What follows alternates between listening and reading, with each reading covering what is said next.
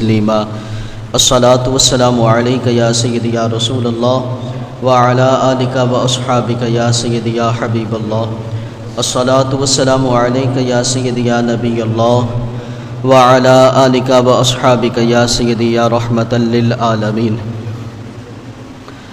اللہ رب العزت کی حمد و ثنا کے بعد حضور نبی اکرم نور مجسم شاہ بنی آدم رسول محتشم سیدہ طیبہ طاہرہ زاہدہ حضرت آمنہ رضی اللہ تعالی عنہا کے گلشن کے مہکتے ہوئے پھول جناب احمد مجتبیٰ محمد مصطفیٰ صلی اللہ تعالی علیہ وآلہ وسلم کے دربار گوہر بار میں ہدیہ عقیدت پیش کرنے کے بعد محترم و محتشم سامعین کرام السلام علیکم ورحمۃ اللہ وبرکاتہ۔ یاران محبت، برادران اسلام، دین اسلام کی بنیاد اللہ رب العزت نے محبت مصطفیٰ صلی اللہ علیہ وسلم پہ رکھی ہے، حتیٰ کہ اپنی چاہت، اپنی رضامندی اور اپنی خوشنودی بھی محبت مصطفیٰ میں رکھ دی گئی۔ فرمایا قل ان کنتم تحبون اللہ فاتبعونی یحببکم اللہ۔ فرمایا اگر تم اللہ کے محبوب بننا چاہتے ہو، اللہ سے محبت کرنا چاہتے ہو، تو کیا ہے کہ میرے محبوب صلی اللہ علیہ وسلم سے محبت کرو، اللہ تم سے محبت فرمائے گا۔ محبت جو ہوتی ہے نا، محبت اس کے کچھ تقاضے ہوتے ہیں، کچھ اس کے ابتدائی اصول ہوتے ہیں۔ محبت اس سے ہوتی ہے کہ جو سب سے خوبصورت ہو۔ خوبصورتی ایک ایسی چیز ہے کہ جس کی جانب انسان کا فطرتاً دل مائل ہو جاتا ہے۔ اللہ کریم نے اپنے محبوب صلی اللہ علیہ وسلم کو ایسا حسن عطا فرمایا کہ ان جیسا حسن کسی اور کو عطا ہی نہیں فرمایا ہے۔ قرآن مجید برہان رشید میں حسن مصطفیٰ صلی اللہ علیہ وسلم کے سلسلہ میں ایک نئی درجنوں آیات موجود ہے، جیسا کہ اللہ نے ارشاد فرمایا وَالضُّحَىٰ وَاللَّيْلِ اِذَا سَجَىٰ۔ اے محبوب آپ کے چہرے کی قسم اور آپ کی زلفوں کی قسم۔ دیکھیں کیسا خوبصورت انداز ہے کہ بنانے والا خود اپنی بنائی ہوئی چیز کی قسمیں اٹھا رہا ہے۔ بنانے والا خود سب چہروں کو چھوڑ کر چہرے مصطفیٰ کی بات کر رہا ہے، اور یہاں تک کہ ارشاد فرمایا لَعَمْرُكَ إِنَّهُمْ لَفِي سَكْرَتِهِمْ يَعْمَهُونَ۔ فرمایا اے محبوب آپ کی جان کی قسم، آپ کی عمر کی قسم، آپ کی زندگی کی قسم۔ میرے محبوب صلی اللہ علیہ وسلم نے ارشاد فرمایا یہ ایسی قسم ہے جو مجھ سے پہلے کسی نبی کے لیے نہیں ارشاد فرمائی گئی۔ کسی نبی کی زندگی، کسی نبی کی عمر، کسی نبی کی جان کی اللہ نے قسم نہیں ارشاد فرمائی۔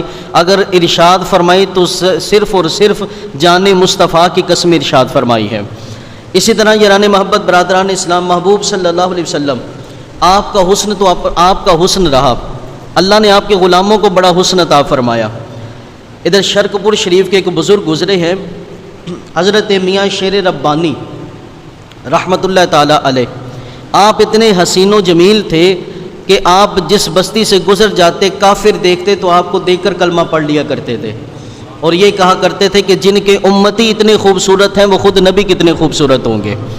اور رسول پاک صلی اللہ علیہ وسلم کا حسن زیبہ تو ایسا حسن زیبہ ہے، حضرت حارث بن عمر سہمی رضی اللہ تعالی عنہ آپ روایت کرتے ہیں، کہتے ہیں کہ جب حضور علیہ الصلوۃ والسلام حج کے موقع پر مکہ المکرمہ میں تشریف لائے، کہتے ہیں اتیت رسول اللہ صلی اللہ علیہ وآلہ وسلم وہو بمنا او بعرفات۔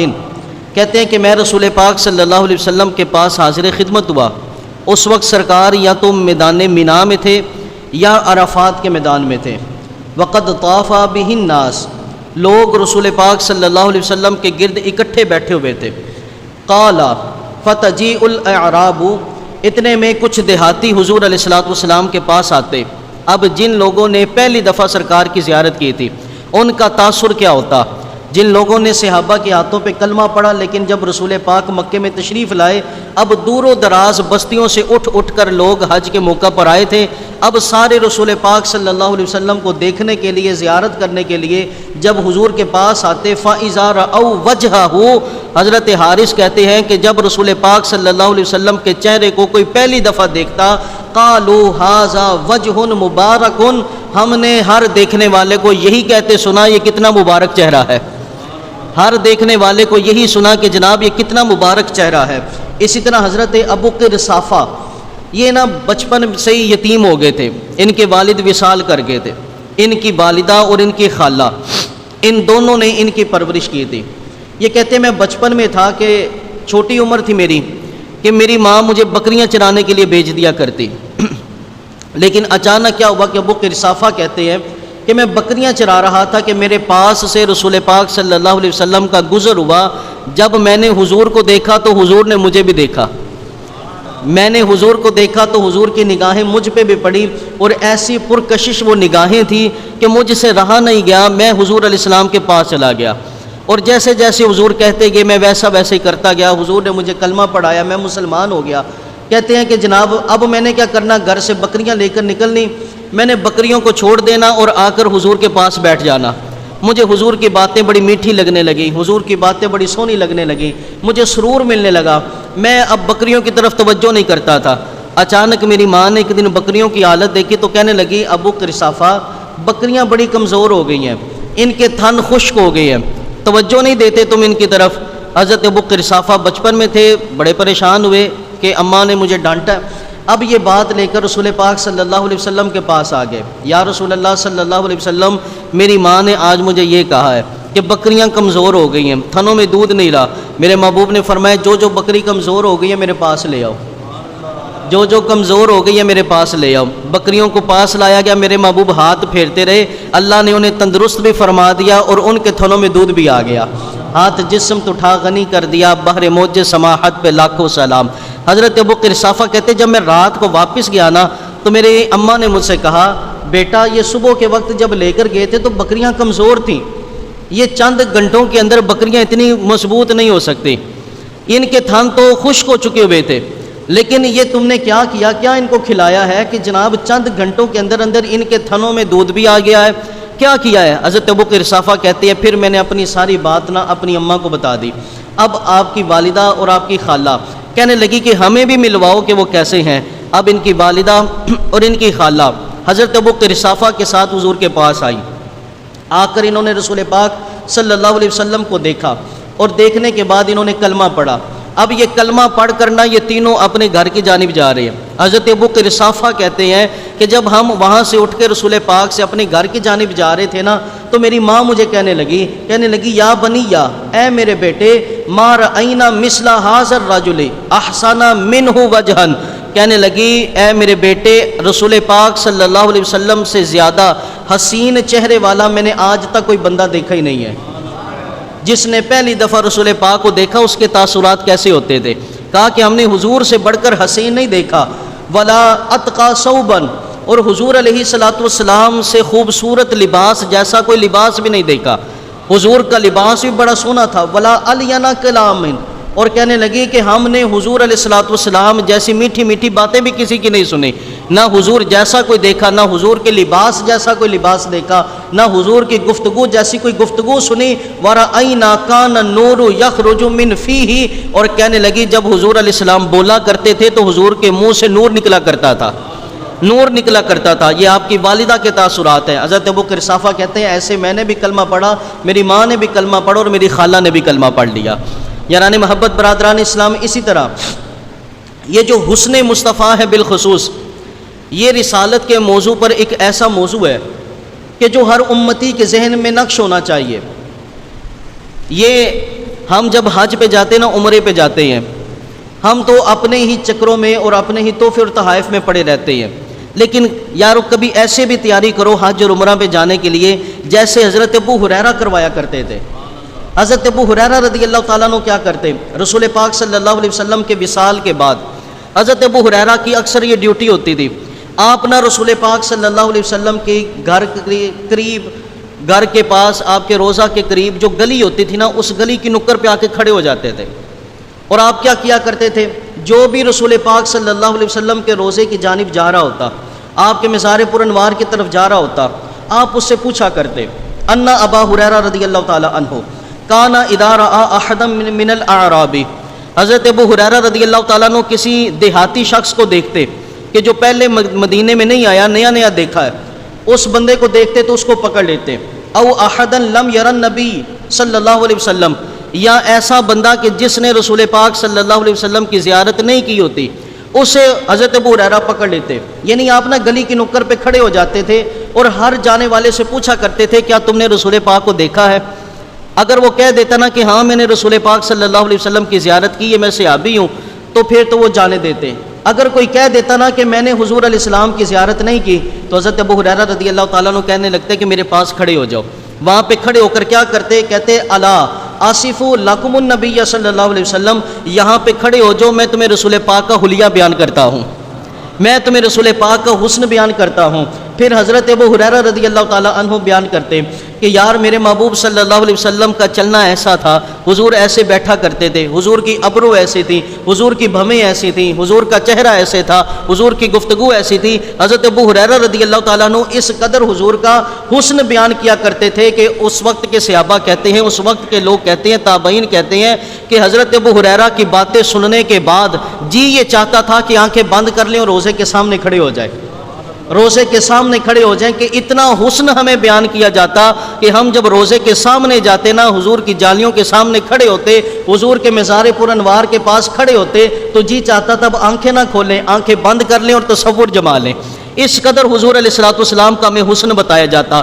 جب بھی جاؤ نا مدینہ المنورہ، بالخصوص حج کے لیے جاؤ، عمرے کے لیے جاؤ، جب بھی حضور کے روزے پہ جانا ہونا تو ضرور اس تیاری کر کے جانا. آج کے بعد حضرت ابو ہریرہ جیسے کروایا کرتے تھے، جانے سے پہلے اپنے ذہن میں رسول پاک کے وہ حلیے کو لے کر آنا جو حضرت مولا علی نے بیان کیا، حضرت ہند نے بیان کیا، حضرت ام معبد نے بیان کیا کہ حضور کا چہرہ ایسا تھا، حضور کا حسن ایسا تھا. یہ ساری چیزیں بیان کرتے حضرت ابو ہریرہ. اچھا پھر آخر میں ایک جملہ کہا کرتے، آپ فرمایا کرتے فداہ ابی و امی. حضرت ابو ہریرہ اس کہنے والے سے، سنانے والے سے کہا کرتے کہ میرے ماں باپ حضور علیہ الصلوۃ والسلام پہ فدا ہیں، ما رأیت مثلہ قبلہ ولا بعدہ. کہا کرتے کہ ہم نے حضور جیسا نہ پہلے کوئی دیکھا نہ بعد میں کوئی دیکھا ہے، نہ پہلے کوئی دیکھا نہ بعد میں کوئی دیکھا ہے. یاران محبت، برادران اسلام، ذرا خود ہی اپنے ہی ذہن سے سوچ لیں کہ بھئی قل انما انا بشر مثلکم، اس آیت کا وہ معنی جو ہمارے ہاں کچھ لوگ بیان کرتے ہیں کہ معاذ اللہ حضور ہماری طرح، اگر یہ معنی لیا جاتا تو یہ آیا کریمہ تو صحابہ نے پڑھی بھی مصطفیٰ کے پاس تھی، مصطفیٰ سے پڑھی ہوئی تھی. آج کے مولوی سے پڑھ کر تم نے یہ معنی اخذ کر لیا، لیکن حضرت ابو ہریرہ نے سارا علم مصطفیٰ سے پڑھا تھا، اور یہ آیت پڑھنے کے بعد بھی آپ کا یہ نظریہ تھا کہ حضور علیہ الصلوۃ والسلام جیسا نہ پہلے کوئی آیا ہے نہ بعد میں کوئی آئے گا. اور صرف یہ حضرت ابو ہریرہ کے الفاظ نہیں بلکہ حضرت مولا علی رضی اللہ تعالیٰ عنہ ایک حدیث پاک میں حضور علیہ الصلوۃ والسلام کا حلیہ بیان کرتے ہیں، اور حلیہ بیان کرنے کے بعد آخر میں کہتے ہیں یقول نعتہ، اگر کوئی حضور علیہ الصلوۃ والسلام کی نعت پڑھنے والا ہونا تو بس پھر وہ یہیں پہ اختتام کرے گا کہ لم ار قبلہ ولا بعدہ مثلہ، حضور جیسا نہ پہلے کوئی آیا ہے نہ بعد میں کوئی آئے گا، نہ پہلے کوئی آیا نہ بعد میں کوئی آئے گا. پوچھے نا کوئی حضرت مولا علی سے، مولا علی آپ نے بعد میں ساری دنیا تو نہیں دیکھ لی، پہلے ساری دنیا تو نہیں دیکھ لی؟ گویا کہ حضرت مولا علی کہتے ہیں دیکھنے کی تو بات ہی کوئی نہیں، دیکھنے کی تو بات ہی کوئی نہیں. اللہ نے اپنے محبوب کو بنایا ہی ایسا ہے کہ صحابہ کا عقیدہ ہے کہ نہ ان جیسا پہلے کوئی نبیوں میں آیا ہے نہ ان کے بعد کوئی ان جیسا حسین آئے گا. یہ صحابہ کرام علیہم رضوان کا ایسا چمکتا ہوا عقیدہ تھا. اسی طرح حضرت مولا علی آپ خود فرماتے ہیں، کہتے ہیں کہ مجھے نہ ایک دفعہ رسول پاک صلی اللہ علیہ وسلم نے یمن کی طرف بھیجا تبلیغ کرنے کے لیے. آپ فرماتے ہیں کہ جب میں نہ ایک مجمع میں خطاب کر رہا تھا، خطاب کے دوران میں نے تقریر کی کہ ہمارے نبی پاک صلی اللہ علیہ وسلم اللہ نے آپ کو ایسا حسن دیا. کہا جب میں نے حضور کے حسن زیبہ کی بات کی نا، ایک یہودی شخص کھڑا ہوا مجمع میں سے، اس کے ہاتھ میں نہ کچھ کتاب تھی، وہ میری تقریر سنتا گیا اور ساتھ میں کتاب پہ انگلی بھی پھیرتا گیا. حضرت مولا علی رضی اللہ تعالیٰ عنہ کہتے ہیں جب میں نے خطاب مکمل کر لیا نا، اب وہ میرے پاس آیا، وہ میرے پاس آ کر کہنے لگا یہ تم کن کی باتیں کر رہے تھے؟ حضرت مولا علی رضی اللہ تعالیٰ عنہ کہنے لگے وہ ہمارے پیغمبر ہیں صلی اللہ علیہ وآلہ وسلم، میں ان کا حلیہ تمہارے سامنے بیان کر رہا تھا. اس نے کہا مجھے ذرا پھر سے سناؤ. حضرت مولا علی رضی اللہ تعالیٰ عنہ سنانے لگے کہ آپ کی پیشانی ایسی ہے، میرے محبوب کی آنکھیں ایسی ہیں. جب حلیہ بیان کیا نا تو اب وہ یہودی عالم وہ کہنے لگا علی چند چیزیں چھوڑ گئے ہو، چند چیزیں چھوڑ گئے ہو. کہا وہ کون سی؟ کہا حضور علیہ الصلوۃ والسلام کی آنکھوں میں سرخ رنگ کے ڈورے بھی ہیں، آقا کی آنکھوں میں سرخ رنگ کے ڈورے بھی ہیں. مولانا نے کہا واقعی تو نے سچ کہا. اس نے کہا مولا علی تم نے یہ بات نہیں بیان کی کہ رسول پاک صلی اللہ علیہ وسلم کی داڑھی مبارک بے حد خوبصورت ہے؟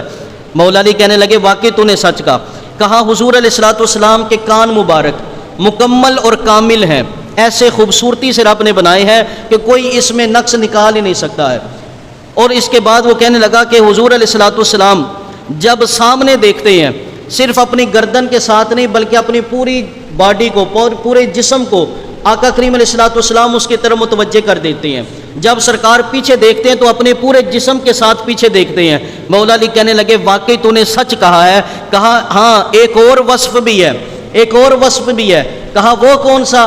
تو وہ یہودی عالم کہنے لگا ان کے دونوں شانوں کے درمیان ختم نبوت کی مہر بھی ہے، ختم نبوت کی مہر بھی ہے۔ حضرت مولا علی رضی اللہ تعالیٰ عنہ کہنے لگے یار پہلے مجھے یہ بتا، تو نے نہ رسول پاک کو دیکھا، تو یمن میں رہتا ہے، تو نے حضور کو نہیں دیکھا، تو پھر تو حضور کے ایسے حلیے کو کیسے بیان کر سکتا ہے؟ اس نے کہا یہ میرے ہاتھ میں توریت ہے جو ہمارے بزرگوں سے مجھے ملی ہے، اور یہ سارا حلیہ ہماری توریت میں لکھا ہوا ہے، ہماری توریت میں لکھا ہوا ہے۔ حضرت مولا علی کہتے ہیں اس بندے نے حضور کا حسن سنا، اور سننے کے بعد اس نے کلمہ پڑھا، میرے ہاتھ پہ بیعت کی، اور اس کے بعد میرے ساتھ یمن میں رہا۔ اب جب یمن سے میں واپس مدینہ آیا تو اس نے کہا یار مجھے بھی ساتھ ہی لے جا۔ وہ بندہ یہاں تک کہ حضور علیہ السلام کے پاس مدینے میں آیا، وہ صحابی بنے، اور اس کے بعد مدینے میں زندگی بسر کی کہ حضرت ابو بکر صدیق رضی اللہ تعالیٰ عنہ کے زمانے میں ان کا وصال بکمال ہوا۔ اسی طرح حضرت حکیم بن حزام کی سنیں۔ حضرت حکیم بن حزام جو ہے نا ابھی مسلمان نہیں ہوئے تھے، انہوں نے کیا کیا، یہ نا یمن میں گئے، خرجا الی الیمن، یہ یمن میں گئے، یمن کے بازار میں حضرت حکیم بن حزام جا رہے ہیں۔ فشترا حلتن ذی یزن، ایک نا یمن کے اندر ایسا جبہ پسند آ گیا جسے یزن کے نام سے یاد کیا جاتا تھا۔ یہ جبہ حضرت حکیم بن حزام کو بڑا پسند آ گیا۔ فقادمہ بہ المدینہ علی رسول اللہ صلی اللہ علیہ وسلم، اب یہ جبہ خریدا انہوں نے یمن سے، اور خرید کر کے نا وہ مدینہ المنورہ میں آ گئے۔ ابھی کلمہ نہیں انہوں نے پڑھا، رسول پاک صلی اللہ علیہ وسلم کے پاس آ گئے اور حضور علیہ الصلوۃ والسلام کو فأہداہا لہو، رسول پاک صلی اللہ علیہ وسلم کو وہ جبہ تحفے میں دینے لگے۔ یا رسول اللہ صلی اللہ علیہ وسلم یہ میری طرف سے تحفہ قبول کرے، یہ جبہ میری طرف سے تحفہ۔ فردہا رسول اللہ صلی اللہ علیہ وسلم، رسول پاک صلی اللہ علیہ وسلم نے وہ تحفہ لینے سے انکار کر دیا، فرمایا میں تمہارا تحفہ نہیں لوں گا۔ وقالا انا لا نقبل ہدیۃ مشرک، فرمایا کہ اے حکیم بن حزام ہم مشرک کا تحفہ قبول نہیں کرتے، ہم مشرک کا تحفہ قبول نہیں کرتے۔ اب جب یہ بات کی نا فباعہا حکیم، حضرت حکیم بن حزام کہنے لگے یا رسول اللہ صلی اللہ علیہ وسلم اگر آپ یہ پسند نہیں نہ کرتے، میری طرف سے تحفہ قبول نہیں کرتے، تو میری بس اتنی گزارش ہے کہ میں اس کو بیچنا چاہتا ہوں، اسے آپ خرید لیں، آپ خرید لیں، کیونکہ حسن مصطفیٰ ایسا ہے کہ اپنے تو اپنے پرائے بھی کہتے تھے کہ حضور جیسا حسین کوئی نہیں، اور کہا یہ جبہ بڑا حسین ہے، میں چاہتا ہوں یہ آپ کے جسم پہ زیب تن ہو۔ حکیم بن حزام کہنے لگے یا رسول اللہ اگر تحفہ نہیں نہ میری طرف سے قبول کرتے، میں اس کو بیچنا چاہتا ہوں، اسے مجھ سے خرید لے۔ فَأَمَرَ بِهَا رسول اللہ صلی اللہ علیہ وسلم فَاشْتَرَيَتْ لَهُ، نبی پاک صلی اللہ علیہ وسلم نے حکم دیا، فرمایا کہ اس جبے کو خریدا جائے۔ جب اس جبے کو خرید لیا گیا فَلَبِسَهَا، نبی پاک صلی اللہ علیہ وسلم اپنے حجرے میں گئے، حجرے میں جا کر سرکار نے وہ جبہ زیبتن فرمایا۔ ثم دخل فیہ المسجد، جب وہ جبہ زیبتن فرما کے نبی پاک صلی اللہ علیہ وسلم مسجد میں داخل ہوئے، فقال حکیم، اب حکیم بن حزام کہتے ہیں، ابھی کلمہ نہیں پڑھا، حسن مصطفیٰ کو دیکھ رہے ہیں، اور کیا کہتے ہیں فما رأیت احدا قط احسن منہ فیہا، کہنے لگے یا رسول اللہ صلی اللہ علیہ وسلم آپ یہ جبہ پہن کر اتنے حسین لگ رہے ہیں کہ آپ جیسا حسین پہلے کوئی دیکھا ہی نہیں ہے، پہلے کوئی حسین دیکھا نہیں ہے۔ لَكَأَنَّهُ الْقَمَرُ لَيْلَةَ الْبَدْرِ، کہنے لگے یا رسول اللہ صلی اللہ علیہ وآلہ وسلم آپ تو ایسے اس جبے میں چمک رہے ہیں کہ جیسے آپ 14ویں کا چاند چمکتا ہوتا ہے، ایسے آپ چمک رہے ہیں۔ فما ملکت نفسی حین رأیتہ، کہنے لگے یا رسول اللہ صلی اللہ علیہ وآلہ وسلم اس جبے میں آپ کو جتنا میں نے حسین دیکھا ہے اتنا اس جبے میں کوئی اور حسین لگ ہی نہیں سکتا تھا۔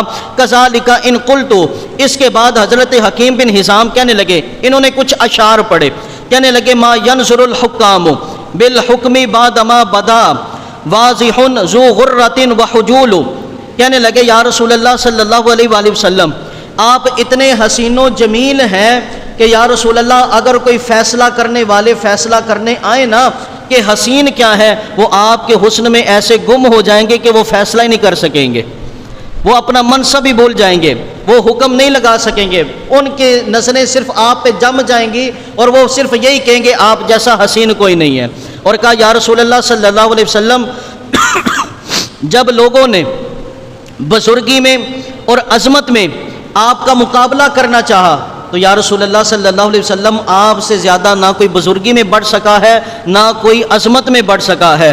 اللہ کریم نے تو ایسے جیسے پانی کے ڈول بھر بھر کے دیے ہیں نا، اس طرح اللہ نے آپ پر بزرگی کو نازل فرمایا ہے، اس قدر آپ کو عطا فرمایا۔ یہ جب اشعار سنے نا اللہ اکبر کبیرہ، اب سنو جو حضور کا حسن سنتے ہیں، حضور کے حسن کو اپنے ذہن میں سماتے ہیں، جو حضور علیہ الصلوۃ والسلام کے حسن کو بیان کرتے ہیں۔ میرے محبوب نے جب سنا نا، پہلے انداز کیا تھا کہ مشرک کا تحفہ قبول نہیں، جب یہ الفاظ سنے فضحک رسول اللہ صلی اللہ علیہ وسلم، میرے محبوب مسکرانا شروع ہو گئے، میرے حضور خوش ہو گئے۔ حکیم بن حزام پھر انہوں نے بعد میں کلمہ پڑھ لیا تھا۔ یاران محبت، برادران اسلام، اسی طرح حضرت عبداللہ ابن عباس رضی اللہ تعالیٰ عنہ، یہ دیکھیں حسن مصطفیٰ کس انداز میں بیان کرتے۔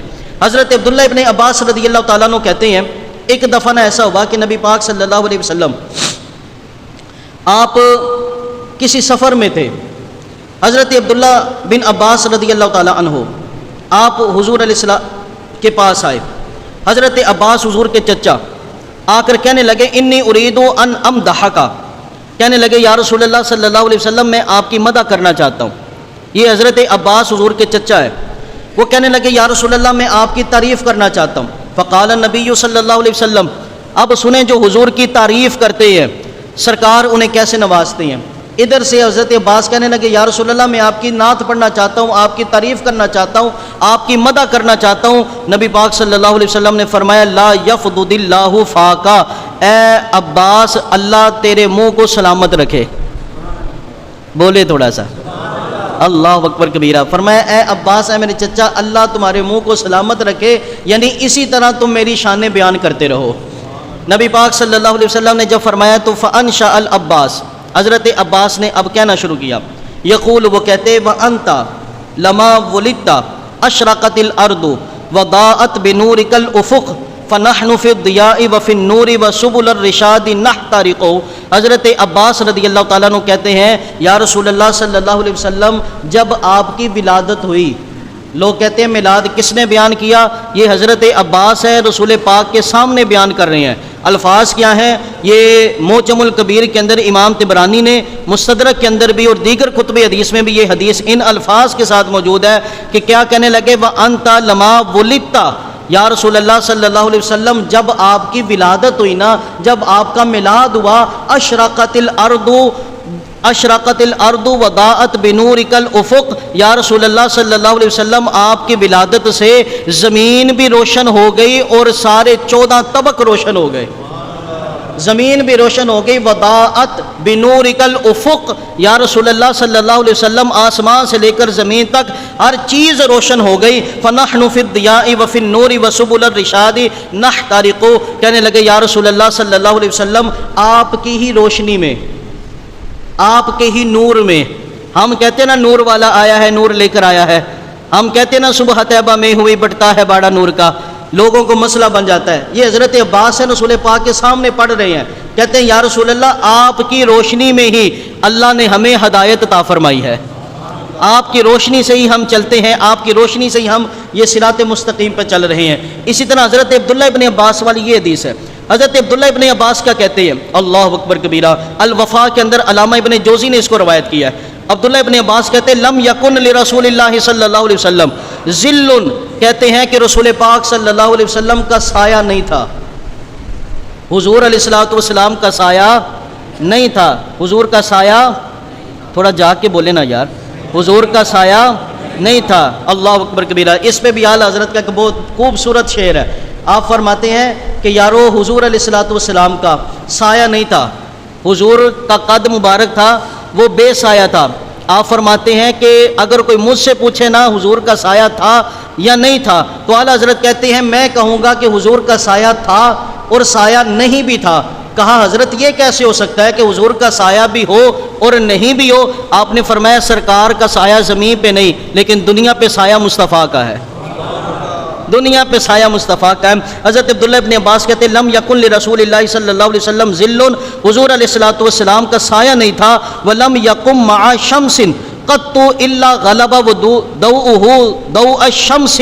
حضرت عبداللہ ابن عباس رضی اللہ تعالیٰ عنہ کہتے ہیں حضور علیہ الصلوۃ والسلام جب سورج کے سامنے کھڑے ہوتے، حضور کی نور کی روشنی ایسی تھی، فرماتے ہیں جب حضور سورج کے سامنے کھڑے ہوتے سورج کی روشنی کم ہو جاتی تھی، حضور کا نور اس سے بھی بڑھ جاتا تھا، حضور کا نور سورج کی روشنی سے بھی زیادہ تھا۔ حضرت عبداللہ ابن عباس کہتے ہیں وَلَمْ يَقُمْ مَعَ سِرَاجٍ قَطُّ إِلَّا غَلَبَ ضَوْءُهُ ضَوْءَ السِّرَاجِ۔ فرمایا کہ یا رسول اللہ صلی اللہ علیہ وسلم جب حضور کسی چراغ کے پاس کھڑے ہوتے تو چراغ کی روشنی کم ہو جاتی تھی، حضور کی روشنی اس سے بھی بڑھ جاتی تھی، اس سے بھی بڑھ جاتی تھی۔ اور یہ صرف بریلی کے تاجدار نے نہیں کہا تھا کہ حضور نور ہے، بلکہ سنیں حضرت اماں عائشہ صدیقہ کی زبانی ام المومنین سیدہ طیبہ طاہرہ فرماتی ہیں، کہتی ہیں سحر کا وقت تھا کہ میں کپڑوں کو سلائی کر رہی تھی، میری سوئی گم ہو گئی، اب میں سوئی کو تلاش کرنے لگی۔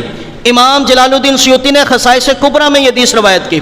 سیدہ عائشہ صدیقہ رضی اللہ تعالیٰ عنہ کہتی ہیں جیسے ہی میں سوئی کو تلاش کر رہی تھی مجھے وہ سوئی نہیں مل رہی تھی، اندھیرا تھا کمرے کے اندر، لیکن حضور جیسے ہی میرے کمرے میں داخل ہوئے، جیسے ہی میرے کمرے میں داخل ہوئے، یاد رکھے قرآن بھی نور ہے، مصطفیٰ بھی نور ہے، لیکن قرآن ایسا نور ہے کہ دلوں میں آئے تو دلوں کو روشن کر دیتا ہے، یہ نور مانوی ہے، نور ظاہری نہیں۔ کمرے میں اندھیرا ہو قرآن رکھے تو روشنی نہیں ہوتی، لیکن حضور کو اللہ نے ایسا نور دیا تھا، ایسا نور دیا تھا کہ جو ظاہری نور بھی تھا، جو مانوی نور بھی تھا، ظاہری نور بھی تھا، مانوی نور بھی تھا۔ حضرت عائشہ صدیقہ کہتی ہے حضور جیسے میرے کمرے میں داخل ہوئے فَتَبَيَّنَتِ الْعِبْرَةُ مِنْ شُعَاعِ نُورِ وَجْهِهِ، کہتی ہیں کہ حضور کے چہرے سے ایسا نور ٹپکا، ایسا نور ٹپکا، میرے کمرے میں اندھیرا تھا، ہر چیز چمکنا شروع ہو گئی۔ جب ہر چیز چمکی تو سوئی بھی چمکی، میں نے آقا کے چہرے کی روشنی کی شعاؤں سے میں نے اپنی گم سوئی کو تلاش کر لیا تھا، گم سوئی کو تلاش کر لیا۔ ایک دن نبی پاک صلی اللہ علیہ وسلم بیٹھے، نبی پاک صلی اللہ علیہ وسلم بیٹھے۔ آج نا ہمارے سنی بڑے پریشان ہو جاتے ہیں، جی میلاد کہاں پہ لکھا ہے، میلاد کہاں پہ لکھا ہے؟ میں کہتا ہوں سنیو ذرا ان لوگوں سے یہ بھی تو پوچھا کرو، تم کہتے ہو سرکار ہماری طرح ہے، یہ بتاؤ کس صحابی نے کہا کہ سرکار ہماری طرح ہے؟ کس صحابی نے کہا؟ ابو بکر صدیق نے کیا کہا کبھی کہ حضور ہماری طرح؟ کیا حضرت عمر نے کہا، حضرت عائشہ نے کہا، عبداللہ ابن عباس نے کہا، ابو ہریرہ نے کہا، کسی ایک صحابی نے کہا کہ حضور ہماری طرح؟ خدا کی قسم ہر صحابی یہی کہتا رہا، وَأَحْسَنُ مِنْكَ لَمْ تَرَ قَطُّ عَيْنِي وَأَجْمَلُ مِنْكَ لَمْ تَلِدِ النِّسَاءُ خُلِقْتَ مُبَرَّأً مِنْ كُلِّ عَيْبٍ كَأَنَّكَ قَدْ خُلِقْتَ كَمَا تَشَاءُ۔ ہر صحابی کا یہی عقیدہ سامنے آتا ہے کہ حضور جیسا کوئی حسین ہم نے دیکھا ہی نہیں، ارے دیکھے کہاں سے، خدا نے پیدا کیا ہی نہیں ہے، پیدا کیا ہی نہیں ہے۔ یاران محبت سیدہ عائشہ صدیقہ میرے محبوب بیٹھے ہوئے ہیں، آقا کریم علیہ الصلوۃ والسلام کی پیشانی پہ نا پسینے کے قطرے چمک رہے تھے، جیسے یہ قطرے چمکنے لگے نا، چمکنے لگے، سیدہ عائشہ صدیقہ رضی اللہ تعالیٰ عنہ اب حسن مصطفیٰ پہ شعر پڑھتی ہیں۔ آپ فرماتی ہیں، عرض کرنے لگی یا رسول اللہ صلی اللہ علیہ وسلم یہ آپ کے حسن پر اگر یہ چمکتے ہوئے پسینے کو، چمکتے ہوئے پسینے کو، الفاظ پہ غور کرنا، سیدہ عائشہ کہتی ہیں یا رسول اللہ آپ کے حسن پہ اگر یہ چمکتے ہوئے پسینے کو زلیخا دیکھ لیتی یا مصر کی عورتیں دیکھ لیتی یا رسول اللہ پھر وہ انگلیاں نہ کاٹتی بلکہ دلوں پہ چھری چلا دیتی، انگلیاں نہ کاٹتی۔ وہ حسن یوسف تھا سامنے کہ جسے دیکھ کر انگلیاں کاٹ بیٹھی، اگر ان کے سامنے حسن محمد ہوتا وہ دلوں کو چیر بیٹھتی۔ ارے حسن یوسف ایک طرف ہے، حسن یوسف ایک طرف ہے کہ یاران محبت برادران اسلام ایسا حسن یوسف ہے، کتنا حسن تھا۔ روایات میں آتا ہے جب حضرت یوسف چلا کرتے تھے نا، ان کے رخسار سے ایسی روشنی ٹپکتی تھی کہ دیواریں بھی روشن ہوتی تھی۔ حضرت یوسف کا حسن کتنا تھا کہ حضرت یوسف علیہ السلام کی امت پہ جب قحط پڑا نا، قوم نے کھانا مانگا، اللہ نے فرمایا یوسف ذرا اپنے چہرے سے نقاب تو ہٹاؤ، نقاب تو ہٹاؤ۔ یوسف علیہ السلام نے نقاب ہٹایا، اللہ کریم نے ان لوگوں کی 40 دن کی بھوک کو مٹا دیا۔ یوسف کو دیکھا تو 40 دن تک بھوک ہی نہیں لگی۔ یاران محبت پھر قوم 40 دن کے بعد آ گئی، یوسف کھانا، اللہ نے فرمایا پھر اپنا دیدار کروا دے، پھر دیدار کروا دے۔ یوسف علیہ السلام نے دیدار کروائے، 40 دن پھر گزر گئے۔ حسن یوسف ایسا تھا کہ 40 دن تک گم رہے، اللہ اکبر کبیرہ۔ لیکن حسن یوسف کی بات قرآن کرتا ہے، اور قرآن کہتا ہے کہ یوسف کے حسن پہ عورتوں نے انگلیاں کاٹی تھیں، لیکن میرے محبوب کا حسن کیسا ہے؟ حسن یوسف پہ کٹی مصر میں انگشت زنا، لیکن سر کٹاتے ہیں تیرے نام پہ مردان عرب، سر کٹاتے۔ وہاں پہ حسن یوسف دیکھ کر کٹی تھی، لیکن یہاں پہ ماجرا کیا ہے؟ جب حسن تھا ان کا جلوہ نما، انوار کا عالم کیا ہوگا؟ ہر کوئی فدا ہے بن دیکھے دیدار کا عالم کیا ہوگا؟ یاران محبت برادران اسلام، آج کے اس موقع پر یہ بھی پیغام دیتا چلا جاؤں۔ لوگ سمجھتے ہیں کہ مسلمان یہ جو جہاد کرتے ہیں، یہ جو جنگ کی بات کرتے ہیں، یہ جو لڑائی کی بات کرتے ہیں، یہ جناب خطے کے لیے کرتے ہیں، زمین کے لیے کرتے ہیں۔ خدا کی قسم، نہ ہمیں زمین چاہیے نہ خطے چاہیے۔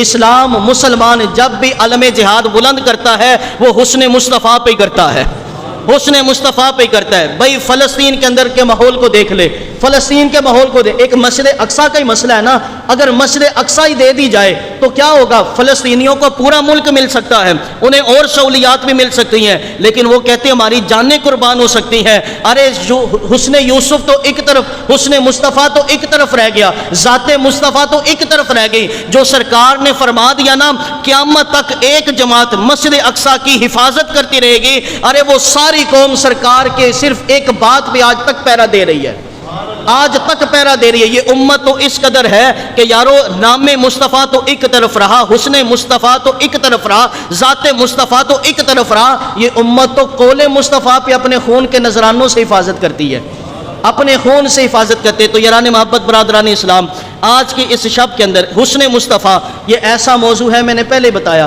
ہر ایک امتی اپنے ذہن میں سمائے۔ یہ حسن مصطفیٰ ہے جو ہماری محبت مصطفیٰ کو بڑھا دے گا۔ آج کے اس دن میں فلسطینیوں کے ساتھ اظہار یکجہتی کرتے ہوئے ہر مسجد میں خطابات ہو رہے ہیں، اور جلسے اور جلوس اور ریلیوں کا اہتمام کیا جا رہا ہے، لیکن میں کہتا ہوں یار خدارا اب مل بیٹھ کر ہمیں سوچنا چاہیے، ہمیں سوچنا چاہیے۔ ہم نے کسی کی مدد کیا کرنی؟ سب سے پہلے ہم اپنے چہروں سے منافقت کا جھنڈا اتاریں، ہم جھنڈا اتاریں۔ کشمیر پہ ظلم ہوا، مجھے بتائیں جلسے کرنے سے کیا ظلم رک جائے گا؟ جلوس نکالنے سے کیا ظلم رک جائے گا؟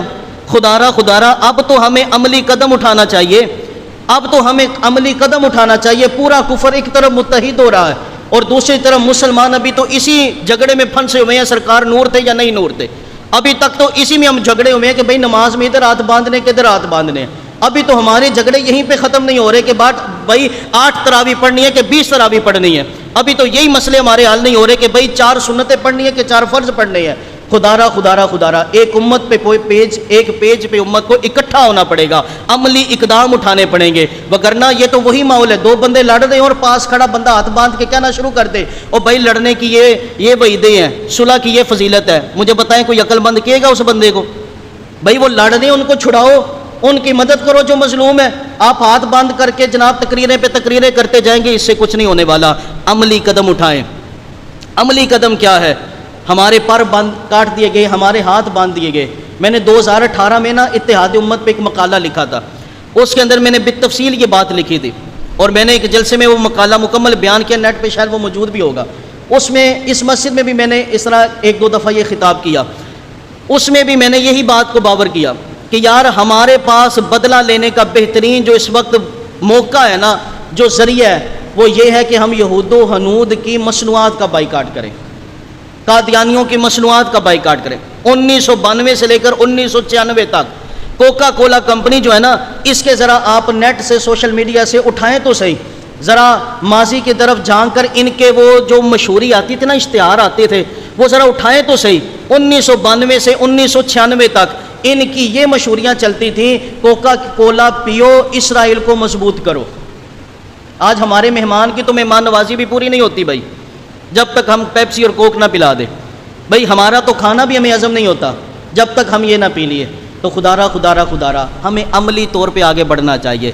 کوشش کریں اسرائیل کی خاطر، مسجد اسرائیل کو ختم کرنے کے لیے، فلسطین کی خاطر، بیت المقدس کی حفاظت کے لیے کم از کم یار ہم یہ تو عملی قدم اٹھائیں کہ اپنی نفس کشی کریں۔ ہمیں جو پسند ہے مسجد اقصیٰ کے لیے ہم اس کو چھوڑ دیں، اور کم از کم میں کہتا ہوں میری تحقیق پہ اگر کسی کو اعتراض ہے وہ خود تحقیق کر لے یار، خود تحقیق کر لے، اسرائیل کی کوئی نہ کوئی ایک مصنوعات تو چھوڑ دو نا، ایک مصنوعات تو چھوڑ دینا، ایک چیز تو ان کی چھوڑ دے، ساری نہیں چھوڑ سکتے، ایک تو چھوڑ دینا۔ میں نے جب یہ تقریر کی تھی نا، مقالہ پیش کیا تھا 2018 میں، تو مجھے لوگ کہتے تھے یہ مولوی پتہ نہیں کہاں پہ رہتا ہے، کہاں کی باتیں کر رہا ہے، لیکن آج ساری قوم اس پہ اکٹھی ہو رہی ہے، آج یہی حل ہمارے پاس نظر آ رہا ہے۔ تو خدا را اللہ کریم مسلمانوں کو نصرت عطا فرمائے، ہم سب کو جذبہ نصیب فرمائے۔ وما علینا الا البلاغ۔